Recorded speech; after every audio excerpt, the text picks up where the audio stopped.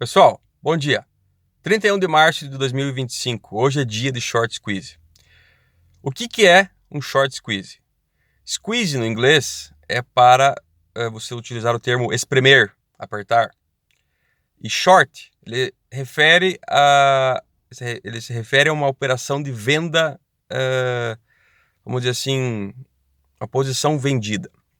Então o banco A vai lá e empresta do amiguinho dele, o banco B. Vamos dizer assim, 5 mil contratos de prata. Isso equivale a 25 milhões de onças. E ele empresta do amiguinho dele aquele contrato e vende. Então, a 40 e joga o preço para baixo para comprar, vamos dizer assim, a 37. Né? E essa diferença de 3 é o que vai ser o lucro. Mas é um lucro por onça. Então, se você fizer vezes 25 milhões, dá 75 milhões. Mole, né? E no mês seguinte, o banco B faz a mesma operação com o amiguinho banco A. E isso tem sido assim por anos. Né? A manipulação da prata, a grosso modo, é exatamente assim que ela acontece. Agora, se você torna a demanda tão grande que eles não conseguem fazer esse tipo de manipulação, o preço sobe. E quem emprestou o contrato e vendeu o contrato a 40, mas agora ele está a 45, poxa, né? Então essa diferença de 5, ela não é lucro, ela é perca. E então daria 25 milhões, aí, né, 25 milhões de onças, essa diferença de 5 ela resultaria em um prejuízo de 125 milhões de dólares. E o banco ia ter que arranjar algum lugar para tirar esse dinheiro e pagar. Então o short squeeze sempre foi essa busca de quebrar o banco, de liquidar ele. Então aquilo que ele deu em garantia para pagar aquele contrato, ele é liquidado e aquilo vai para o amiguinho banco B. Uma coisa interessante é que esse ano, né, o short squeeze visa também apertar o PSLV, que lá em 2020, quando teve o primeiro short squeeze, era um dos famosos ETFs que de fato tinha prata física, né? Ele era lastreado em prata física e você poderia pedir a prata física dele, né? Hoje não. O PSLV também está numa operação, né, de venda, short de prata. Então, provavelmente, se tiver sucesso, eles vão ser liquidados também. Mas como que isso acontece? Bom, muda a gestão, né? E botam alguém com uma visão pervertida da realidade lá e se torna novamente um problema, né? Assim como tudo que a gente vê aí, né? Mas assim, como forma de colaborar com isso, né? Vamos primeiro, levando 5 barras de 100 gramas de argento, né?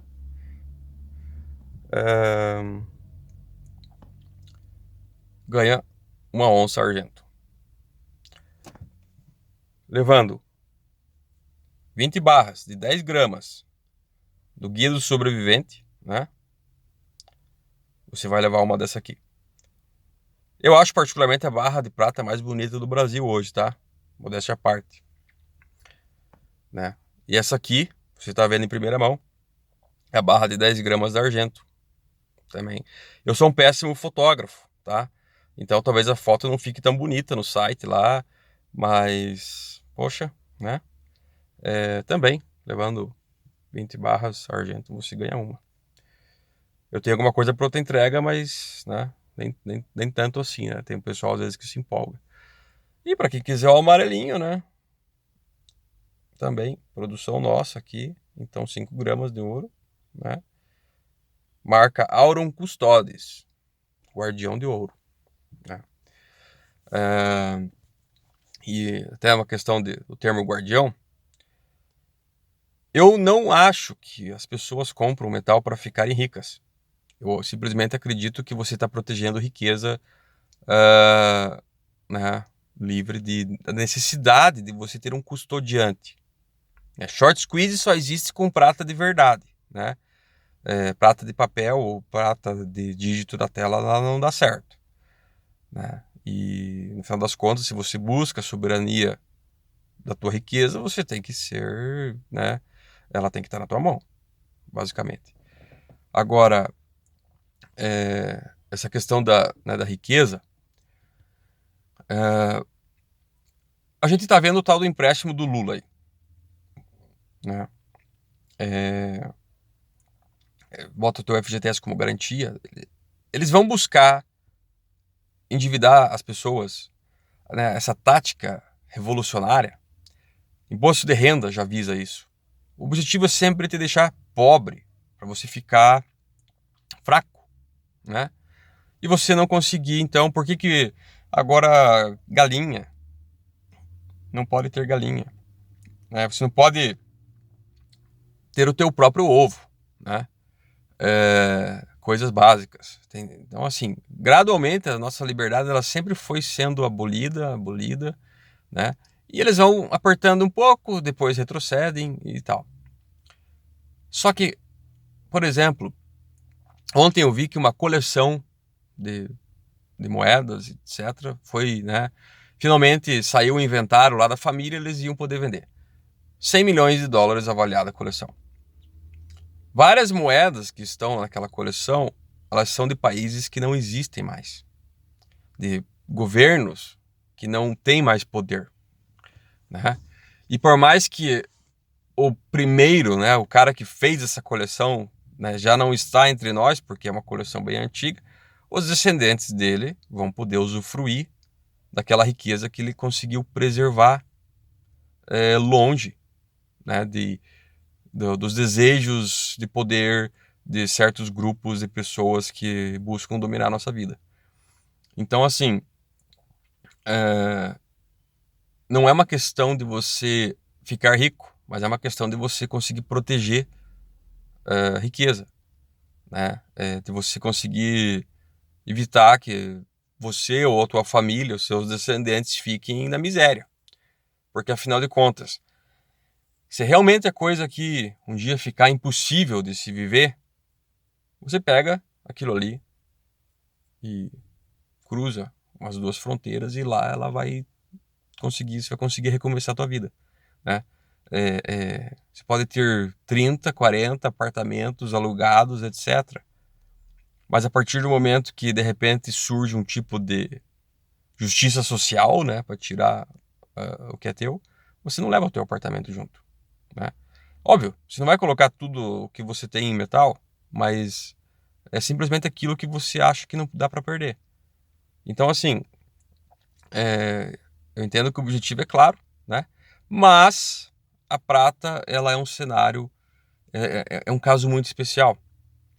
Então, historicamente, a razão ouro-prata é 1 para 10, 1 para 5, 1 para 15. Né? Nesse exato momento, agora está 1 para 91. Nós estamos falando, vamos dizer assim, de contratos. Né? No Brasil, a nossa realidade aqui é um pouco estranha.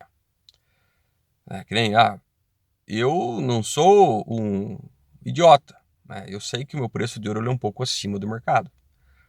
Mas eu não vendo ouro ativo financeiro. Eu vendo objetos de colecionador. Lá em 1933, quando os Estados Unidos fez o confisco do ouro, o que foi preservado foi objetos de colecionador. Então, assim, acho que eu não preciso elaborar muito, mas óbvio que objetos de coleção são mercadorias e aí elas vão ter uma tributação que eu já pago no momento que eu compro esse metal, né? Então, acredito assim que como é que eu vou falar? Eu tento não falar detalhes demais publicamente, assim, porque obviamente não é interesse meu que esse tipo de informação seja usada para reprimir esse mercado, né? A gente sabe que os caras que estão lá, eles vão buscar todos os meios para cercear a tua liberdade, né? Então, enfim. Mas eu procuro dar o melhor preço de recompra possível, né? Eu prefiro atrasar o imposto do que deixar um cliente na mão. Você nunca vai ver um produto meu em OLX, em Facebook, em leilão, porque eu deixei meu cliente na mão, né? Então, meu preço de recompra, eu acredito que ele é tão bom que às vezes produtos que são importados, não necessariamente o cliente comprou de mim, né? Mas eu pago para ele mais do que ele está sendo vendido por aí. Então, se é uma atitude inteligente, o que aí fica ao teu critério julgar, né? Mas é como eu considero que é o certo. Então, a precificação ela tem que ser ajustada na nossa realidade. É a mesma coisa de você começar a comparar o preço do Camaro nos Estados Unidos e aqui no Brasil, né? Infelizmente, nós não gozamos assim de tanta liberdade, principalmente econômica, para poder conseguir operar sem muito solavanco, né? E eu acredito que é isso, né? Eu não quero me estender muito aqui, porque esse aqui para ser um vídeo rápido, mas vai vir aí ainda alguns lançamentos. Daqui um mês, mais ou menos, aí entra um produto novo. Eu vou tentar implementar um tipo de validação dessas peças.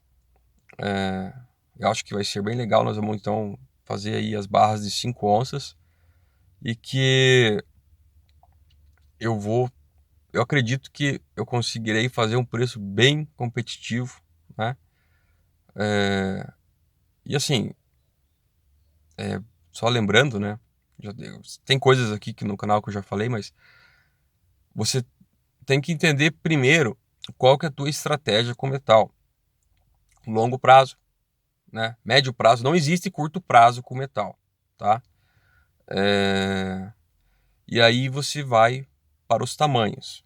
Peças pequenas, elas sempre vão ser mais caras, porque certos trabalhos, certos procedimentos que eu tenho para uma peça de 10 gramas, eles vão ser o mesmo que uma peça de 100, né?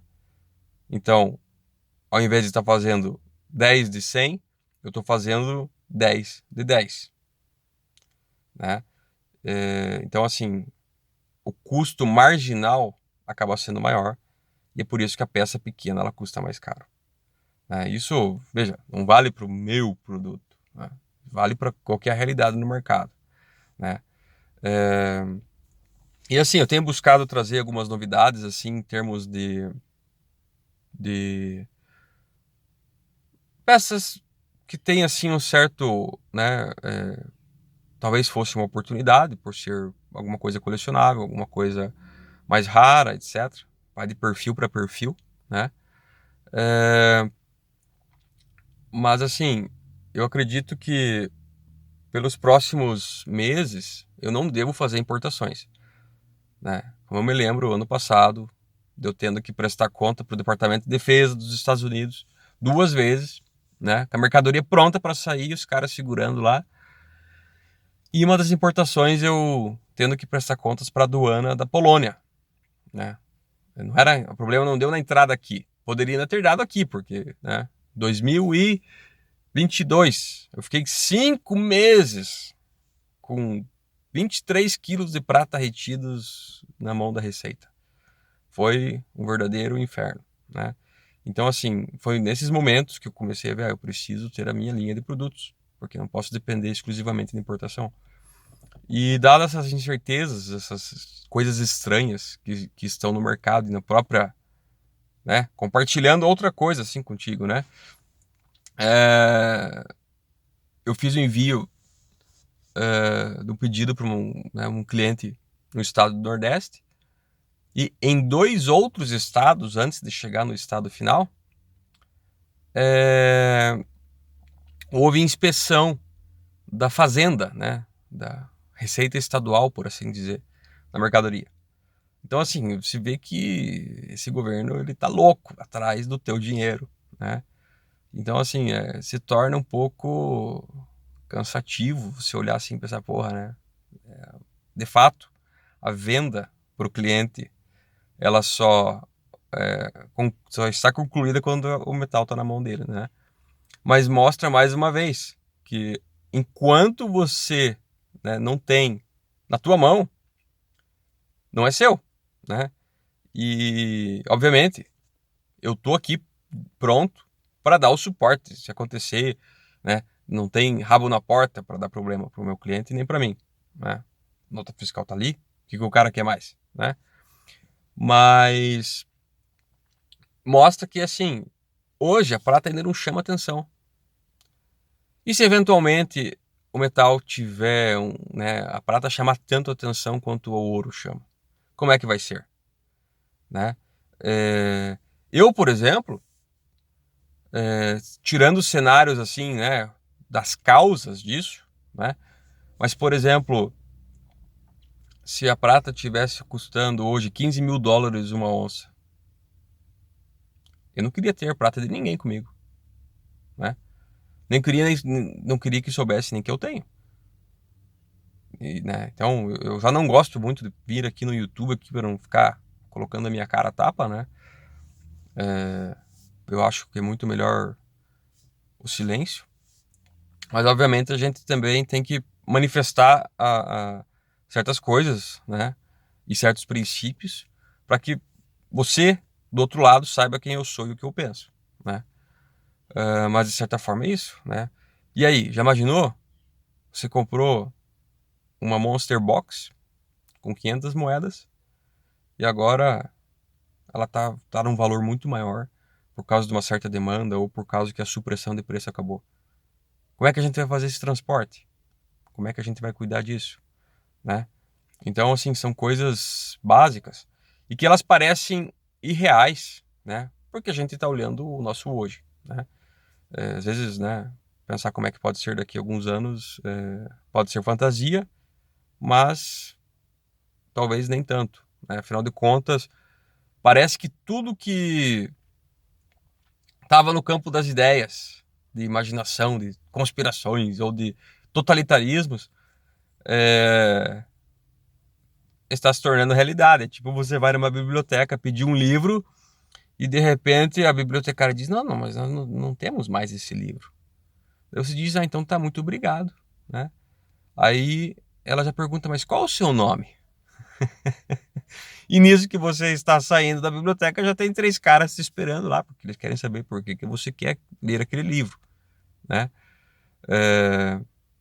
Então, assim, liberdades elas vão sendo cerceadas porque, de fato, né, existe uma gana por poder.